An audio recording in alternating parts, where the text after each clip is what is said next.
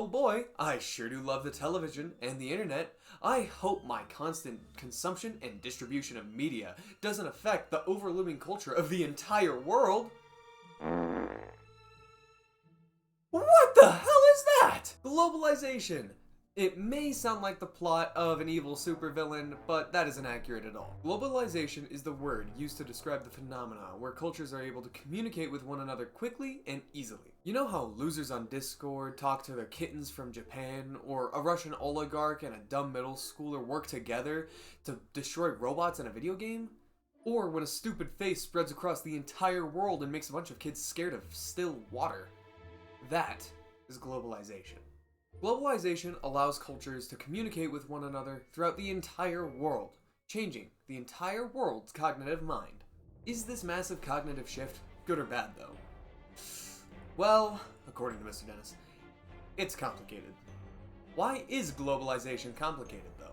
One would think that communication with other cultures would be healthy, right? Make us understand one another better, get along healthily, and maybe even stop shooting each other over oil. In a way, that all is true. However, the consequences of globalization aren't that simple. Let's look at a study that demonstrates some of the unfortunate side effects of globalization. Becker's 2002 study on globalization and its effects on girls in Fiji does produce some concerning results. In this study, 2 groups of girls were surveyed with the EAT-26 standardized test. This being a test made to find and detect eating disorders. The goal of this study was, of course, to see whether or not viewing the media of other cultures would cause eating disorders. The media, of course, being Western television. In the results, it was shown that Group 2 had a score that was 18% higher than Group 1. The girls claimed they felt they were too fat, and wanted to change themselves to look like their idols on TV. This isn't very good.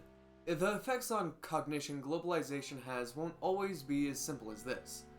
If women can easily lose confidence in themselves and disconnect from their culture so quickly, it's pretty scary thinking about what will happen in the long run.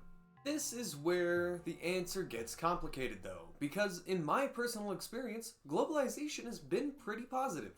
If I wasn't able to communicate with the other side of the world, I never would have been able to meet a Russian oligarch who spends thousands of dollars of cosmetics in Team Fortress 2. Now, that may seem like a joke in passing, but it's actually a pretty cool phenomenon. That single experience opened up my mind to a whole nother culture that just happened to collide with mine. Some random, super rich Russian dude whom my culture would most likely lead me to dehumanize due to the many conflicts between the US and Russia shares the same interest as me. That guy wasn't just some Russian. That was a human I met. The point I'm getting at here is that globalization has the potential to bring a sense of grand unification to the whole world. People sharing their cultures with one another and bringing their joys across the whole planet can be great. If an American, a Puerto Rican, a Mexican, and a French guy all walk into a bar, they're all gonna have a soccer team that they're cheering for, and that's pretty freaking cool. Globalization can be great, just don't become a weeb.